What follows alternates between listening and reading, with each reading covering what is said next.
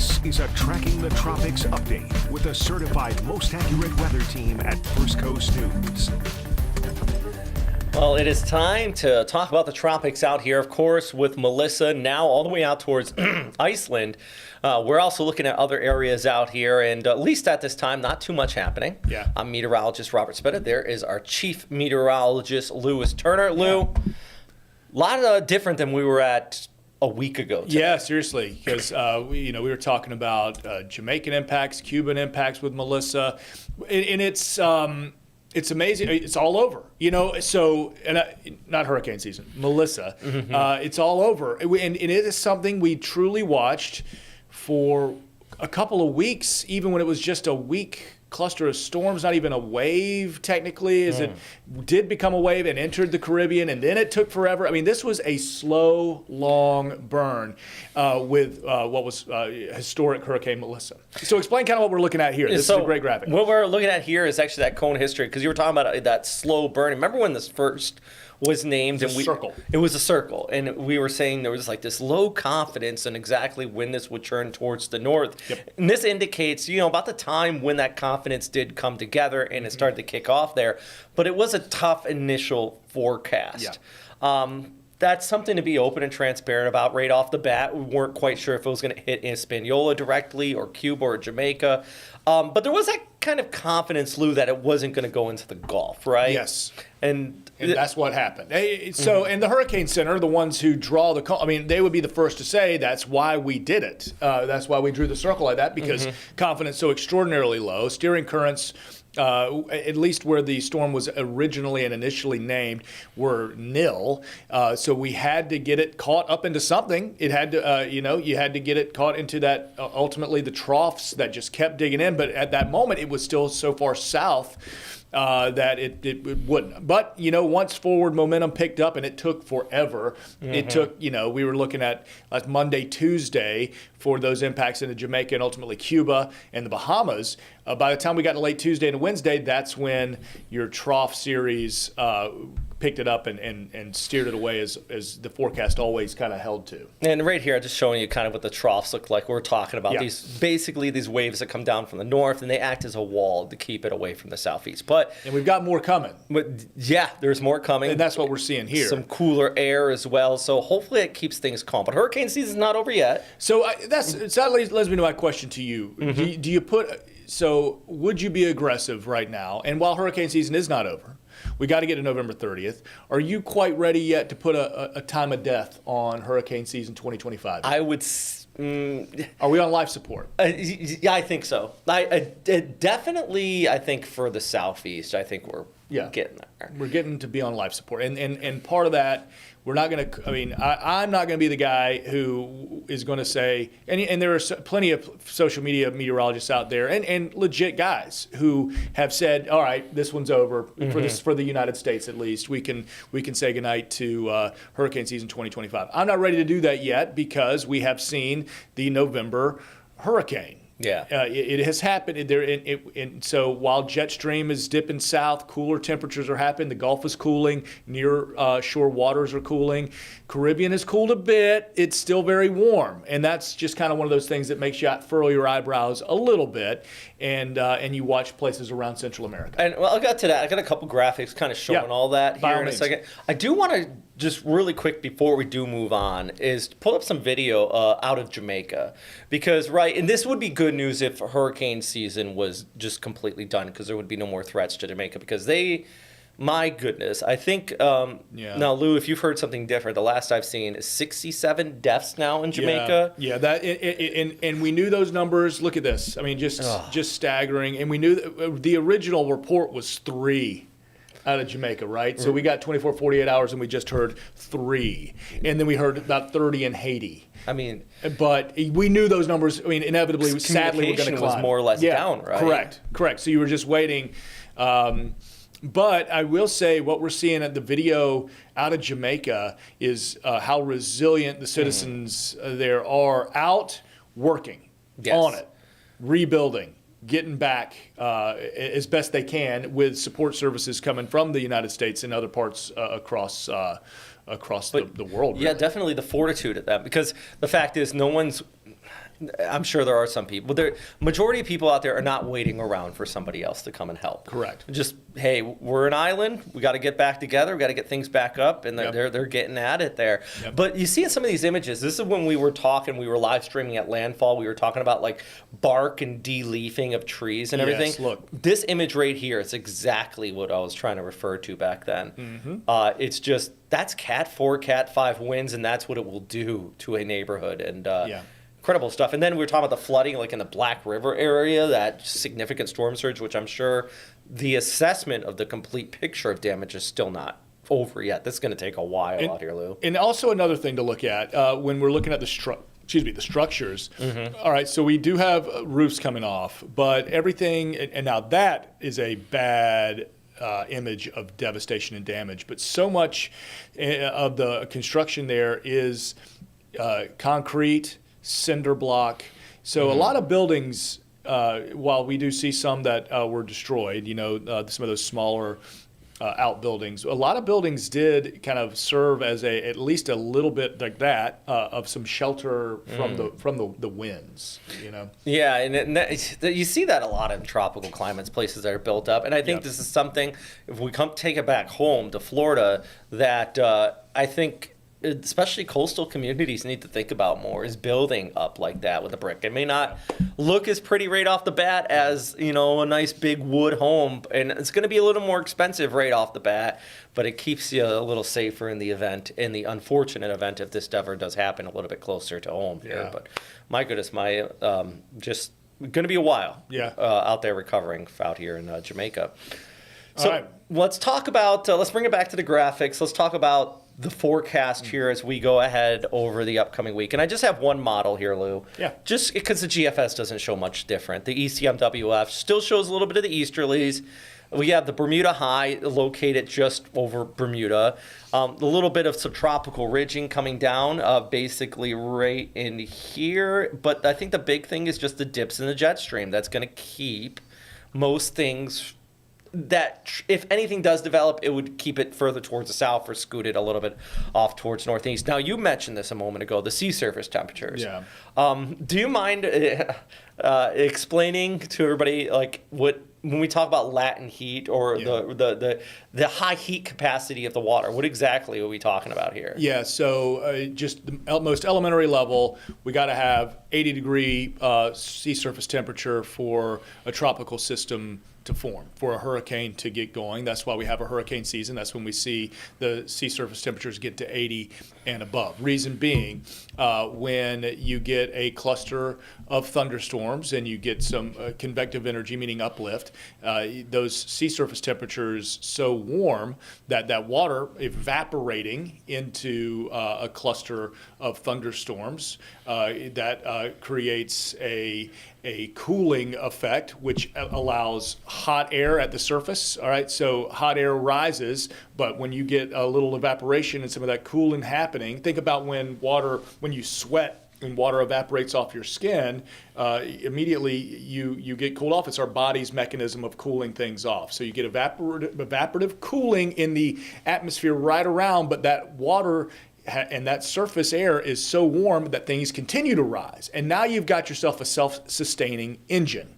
All right, you've got an engine of heat, the latent heat energy that gets up into already developed thunderstorms. Those thunderstorms just get more and more potent, more uplift. That hot air gets to rise through that cooler air. Then what happens? So you get evaporation, you get the gas form of water, so you get water vapor getting up into higher levels, and ultimately that condenses again back into water droplets. That's what creates the clouds and ultimately thunderstorms. In our afternoon, we get sea breeze collision, we get things going up and lifted with convection.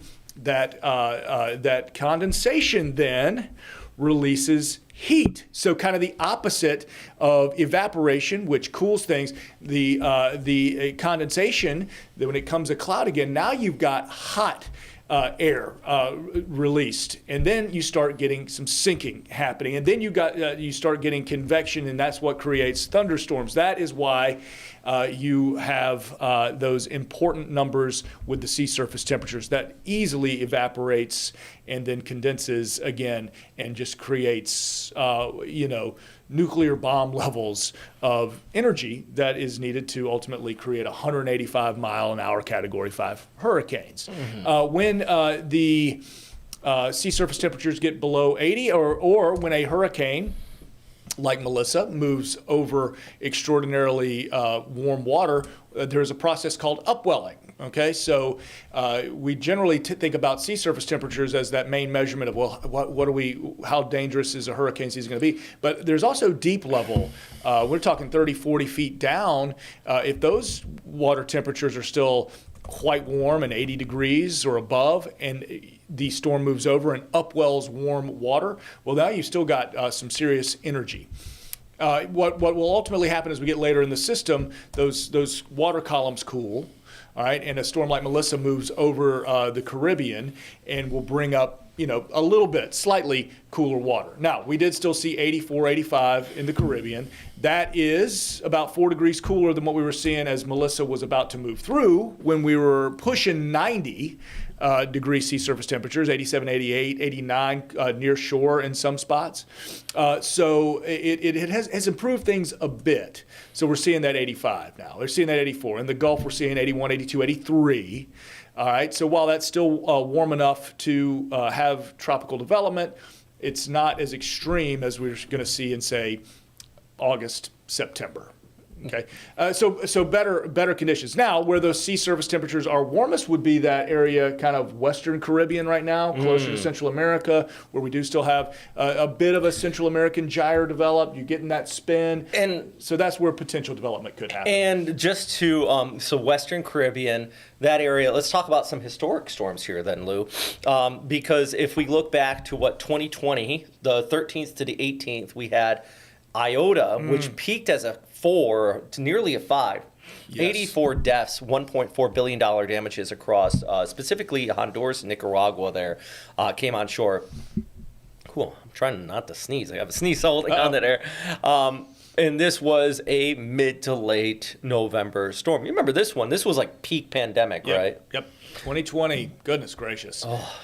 And then Kate. Yes. A famous November storm. If you remember, 1985, again, November 15th, all the way up towards the very end, about a week before the end of that hurricane season. And this would be a scenario, anything that were to get into the Gulf, then you start kind of thinking about Florida impacts. Yeah, and you know what happened with Kate here, and the same thing for that matter kind of with Nicole. You see how they start to track off towards the west and they make that sharp turn towards the north. That's it getting kind of hooked by the jet stream there, right? Yeah. So once it gets further north, that higher of a chance of it getting hooked up, if anything was to form, which it right now doesn't look like it. But this is just kind of, I think the point of showing this, Lou, is to say that in November, we still need to be kind of aware of storms developing out here. The season's not over yet. And this is actually some of the major storms in November. Eta, I didn't even put Eta in there. That was also from 2020, the Cat 4. Talking about Kate there, Michelle, 14, 1932, a Cat 5. Yikes. Look at what happened with Raphael. All right, so Raphael is a Cat 3, 2024. So never, it crosses Cuba, gets caught in the Gulf, and then just kind of fizzles out. Yeah. So a lot of shear, and then cooling sea surface temperatures as well. So that would be a potential scenario. Anything that kind of gets in that Gulf right now, will it be able to maintain and have enough energy? We look at something like Nicole, which I remember extremely well, being in St. Augustine for that one. And I really think the season we've had, it would be tough for a kind of an east to west approaching storm right now, with trough after trough. Yeah, it just, and this is another look at what Lou's talking about here with these troughs. So these jet stream dipping down, something would have to form in the Western Caribbean if it even remotely wanted to get up towards the southeast. Not to put you on the spot, are you able to pull up our tropical satellite just to look at kind of the Western Caribbean and what's there now? Of course. It'd be interesting. I know we've had a couple of kind of clusters of thunderstorms just off Central America in the Western Caribbean. And I know right now Hurricane Center does not have anything highlighted over a week or so's worth of time. But your global hazard outlook as we get beyond into the 2-3 week period of time certainly shows at least a small chance of something getting kicking there in the Caribbean. This is not meant to be black, by the way. It's just loading up the graphics. They've been notoriously slow right now. I put Robert on the spot by asking about You're fine. a stray graphic that. This is what we do here. But here we go. So so let's look there. All right. So cluster. Now, if you look out towards the Eastern Caribbean, very clear. That's encouraging. This is kind of indicative of your Central American. So there you go. Eastern Caribbean out towards Hispaniola, the Lesser Antilles, Puerto Rico. Pretty clear, right? Going down towards, again, Central America, Honduras, Belize, and we're there's a great look at our kind of troughs again up front that has moved into the Atlantic. Very evident there. Those cold weather clouds coming off the East Coast. Yep. And so we have something called that Central American gyre, which a spin up. That Robert's kind of circling there, a kind of area of low pressure that spins right around our Central American countries that could spark a thunderstorm or two. Your issue is for anything developing would be you'd have to have your eyes on the Yucatan Peninsula, Central America for feeling impacts. It just would be so tough for something to get into the Gulf and fully materialize and continue to track, because as Robert showed us that one front, we've got another that almost extends into the Gulf right now.